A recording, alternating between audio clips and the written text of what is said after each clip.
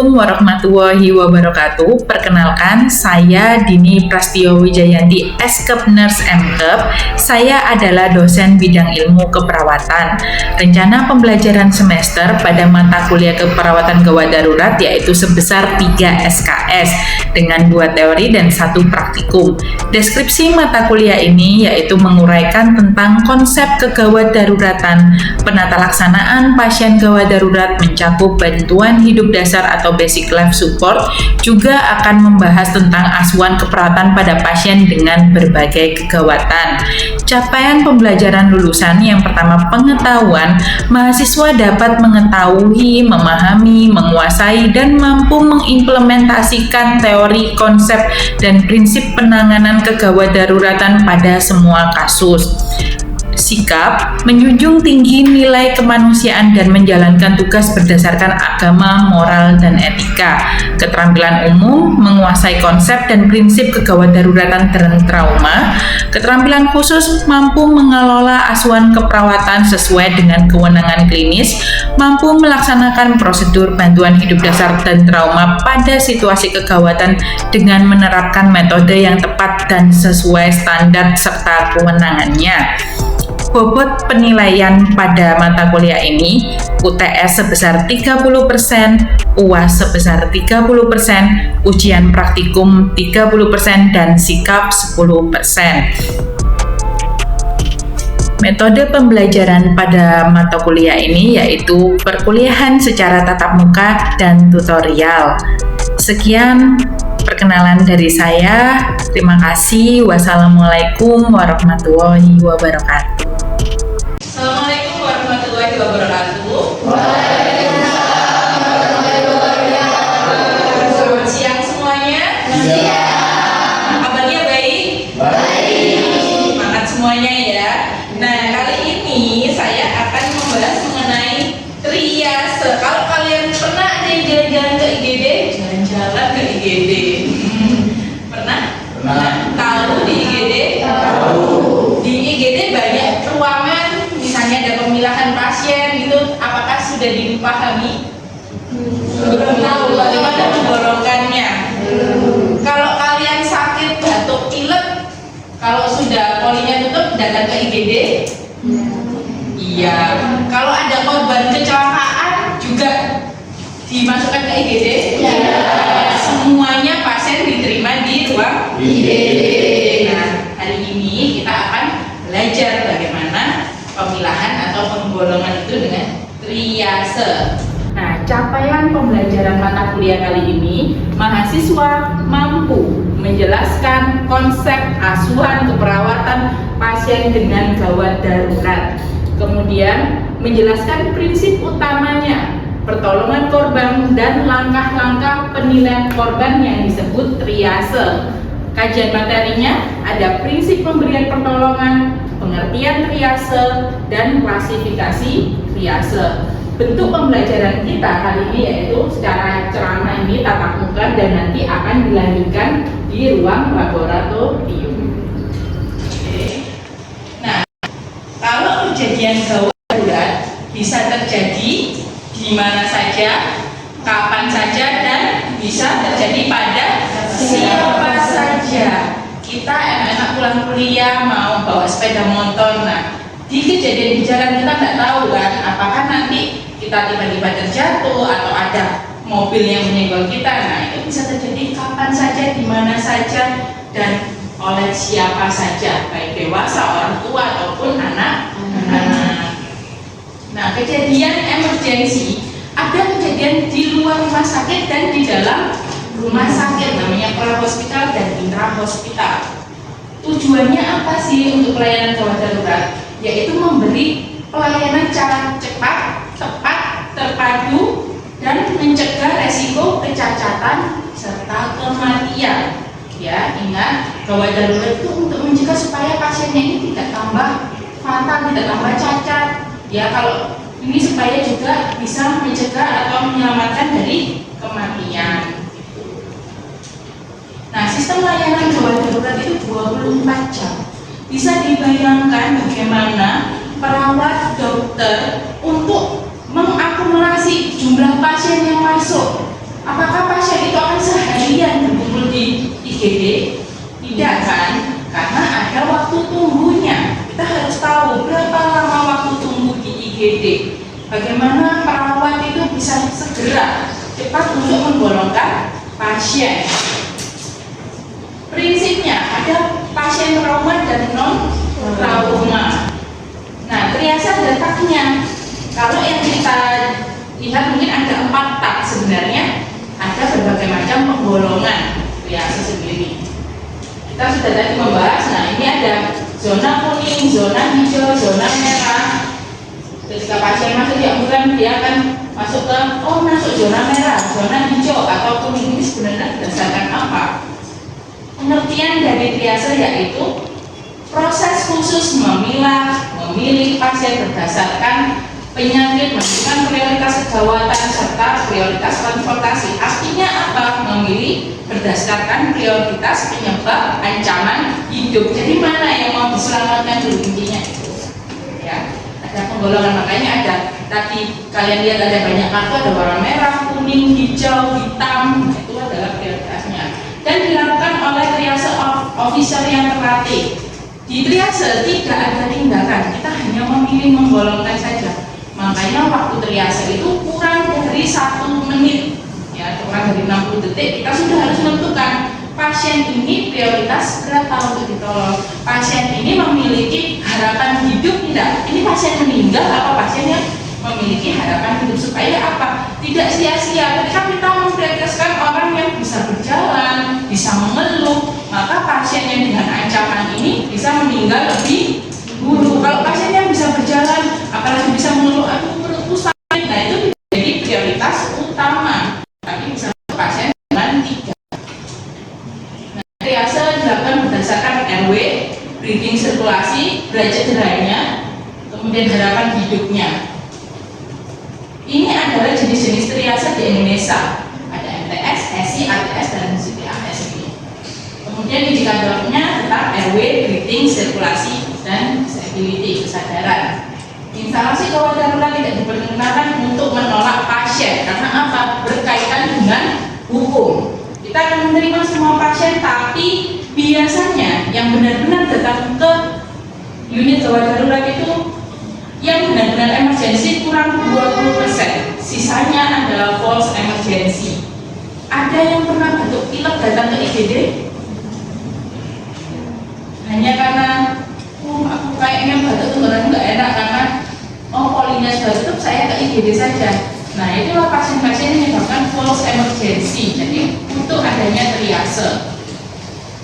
Nah, ini tujuannya memprioritaskan pasien berdasarkan tingkat kegawatan, angka harapan hidup, dan ketersediaan sumber daya. Ini adalah jenisnya, ada single triase, kemudian ada start itu adalah simple triase and rapid treatment yang akan dibagi menjadi hijau, merah, kuning, dan hitam. Lamanya adalah kurang dari 60 detik atau kurang dari 1 menit. Kita harus bisa pasien masuk di IGD itu tidak langsung masuk ke ruangan-ruangan, ya. Kita ada namanya resusitasi, di situ ditentukan pasien ini masuk prioritas. Nah, ini ada namanya start triase. Ketika pasien tersebut bisa bernafas dengan normal, kemudian dia bisa berjalan, dia datang ke IGD, daftar, bisa berjalan, bisa mengeluh, ya, bisa mengeluh. Nah, itu dia masuk prioritas 3. Kita tidak menolak pasien tersebut, tapi pasien itu masuk ke prioritas 3. Kemudian, pasien tersebut nafasnya lebih dari 30 detik. Ngosan, ya, sudah. Kemudian posisi RW-nya, jalan nafasnya bebas, tidak ada hambatan, maka dia tetap akan masuk di prioritas 1. Terlebih kalau CRT-nya ketika kita ini untuk sirkulasinya lebih dari 2 detik, sudah ada lagi breathing. Misal RW bebas, breathing-nya, RR-nya lebih dari 30, CRT-nya lebih dari 2 detik, kemudian terjadi penurunan kesadaran, maka dia masuk prioritas P1, ya. Jika pasien tersebut tidak ada nafas, kemudian dia nadi tidak teraba, maka dia masuk prioritas 4, ya, hitam. Jika pasien tersebut dia pernapasannya kurang dari 30 kali per menit, tapi kesadarannya baik. Maka masuk P2, misalnya pasien fraktur patah tulang ya di tulang tangan tadi, dia bisa bernafas, kemudian tidak ada pergerahan yang banyak, ada pergerahan tapi minor, CRT-nya masih kurang dari 2 detik. Ya masalahnya ada pada frakturnya, maka dia masih bisa delayed atau 2 menit ya. Nah ini langkahnya kemudian panggil korban, kemudian cek pernafasannya, jika apakah ada nafas atau tidak, atau ada nafas tapi lebih dari 30 kali per menit RR-nya atau kurang dari 30 menit. Kemudian dilanjutkan dengan cek sirkulasi, CRT-nya lebih dari 2 detik atau kurang dari 2 detik. Kemudian cek kesadarannya. Nah ini adalah penilaian dari ATS sendiri. Nah alur pelayanan pasien IGD, pasien datang ya, kita datang, kemudian kita akan dilakukan triage saat pendaftaran itu. Kita masuk P1, P2 atau P3. P3 adalah non gawat, biasanya langsung pulang atau besok dilanjutkan untuk berobat ke poli. P1 dan 2 harus diobservasi dulu, baru dia bisa, memang melakukan gawatan, dia bisa masuk ICU atau ruang rawat inap. Ini adalah triase pada orang dewasa. Kalau triase pada anak-anak adalah jam start. Kemudian jangan lupa setelah triase lakukan dokumentasi, nama petugas triase, kemudian diagnosa utama, riwayat penyakit, kemudian data triase, waktu dan pemeriksaan penunjang harus dilampirkan. Ini adalah contoh dari kartu triase.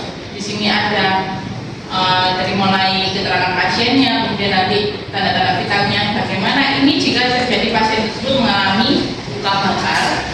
Kemudian di sini ada tandanya. Jadi kesimpulannya bahwa triase pelayanan dalam memilih kondisi kegawat daruratan, pemilihan metode triase disesuaikan dengan IGD, memberikan keperawatan gawat darurat mengutamakan pasien self. Oke, itu adalah triase materi kita pada siang hari ini. Nah, sebelum saya mengakhiri itu adalah triase materi kita pada siang hari ini. Nah, sebelum saya mengakhiri perkuliahan ini, kita mau sharing. Kalau yang kita bahas tadi adalah tentang triase. Bisa angkat tangan, apa itu triase? Boleh, siapa namanya? Ya. Penggolongan sesuai prioritas. Penggolongan sesuai prioritas yang mengancam nyawa. Kemudian ada kasus ini. Jika pasien tersebut datang ke IGD bisa mengeluh, ya, bisa berjalan sendiri, itu masuk prioritas berapa? Pasiennya bisa mengeluh, bisa berjalan. Oh, saya sakit perut. Nah, kalau IGD, iya siapa? Siapa? Iya, Hanum, apa jawabannya? P3 atau prioritas 3. Tepuk tangan.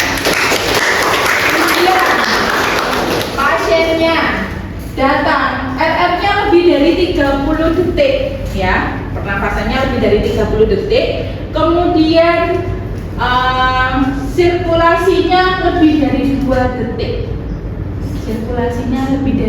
detik. Kemudian kesadarannya menurun, masuk prioritas berapa? Ya, siapa namanya? Hilal. Ya, Hilal. Prioritas pertama. Prioritas 1, benar ya. Kemudian oke, semangat semuanya ya. Sekarang satu lagi kasus ya. Ketika dipanggil pasiennya tidak berespon, dicek pernafasannya tidak ada nafas, dicek nadinya tidak ada nadi. Kira-kira pasien itu ketika sudah dilakukan RJP tapi tetap tidak ada respon, masuk prioritas berapa? Ya, P4 prioritas 4. Terus itu tadi adalah materi triase. Kita lanjutkan untuk ke ruang laboratorium. Kita akan belajar studi kasus di sana. Waktu pertemuan adalah 1 kali 170 menit. Saya akhiri sampai di sini. Terima kasih atas perhatiannya dan semoga ilmu kita bermanfaat. Amin. Baik, kita mulai pembelajaran kali ini yaitu mengenai triase. Triase itu pengkategorian. Ada korban, data. Setelah kita cek respon, ternyata korban tidak ada respon awal. Kita pakai pen, kita panggil, Bu, nggak ada respon. Kemudian kita bayangkan, kita akhirnya pakai pen juga no respon. Setelah dilakukan RJP, pasien ini tetap tidak ada respon. RJP sudah dilakukan 30 menit. Ya, selama 30 menit pasien tidak ada respon. Kemudian di sini terdapat beberapa luka pada pasien ini. Pernafasannya tidak ada, nadinya tidak ada. Yang bisa kalian simpulkan mengenai pasien ini.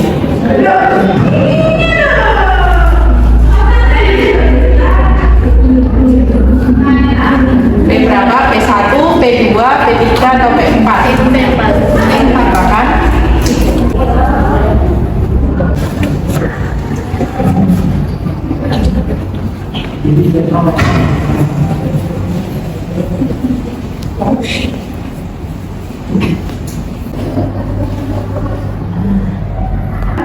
Ditemukan tidak sadarkan diri ya, otomatis dia tidak mampu berjalan. Kemudian terdapat cedera kepala, ada cedera pada wajah, keluar darah dari hidung, dari telinga, ada memar pada leher, ada memar, ada luka pada leher, pada tangan,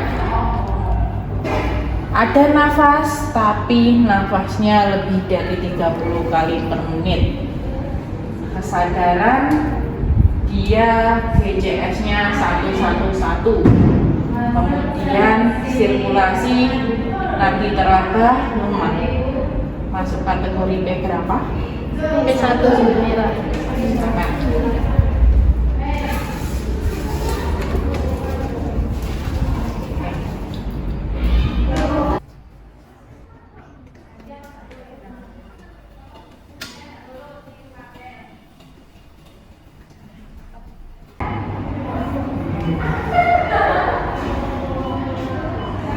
Pasien datang dibawa oleh ambulan, kemudian pasiennya ini bisa merespon ketika kita mengenal nama, breathingnya, RR-nya 30 kali per menit pas, kemudian nadinya 100 kali per menit, ada deformitas atau penonjolan tulang pada patella. Nah, pasien ini masuk kategori berapa? P2. P2. Akan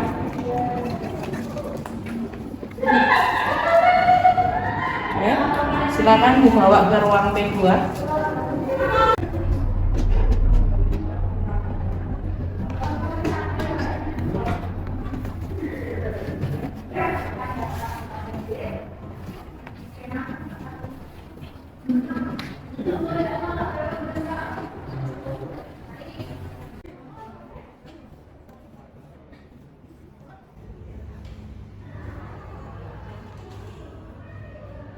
Korban tidak mampu berjalan, ya, korban sadar penuh, terdapat luka jejas tapi tidak ada deformitas, ya, hanya luka pada kaki, babras, tidak ada deformitas, pernafasan bagus, RR-nya kurang dari 30, korban bisa batuk, ya, kemudian nadinya 90 kali per menit. Korban masuk kategori apa? Apa? Satu suara? Hijau. P berapa? P3. Jangan diambil.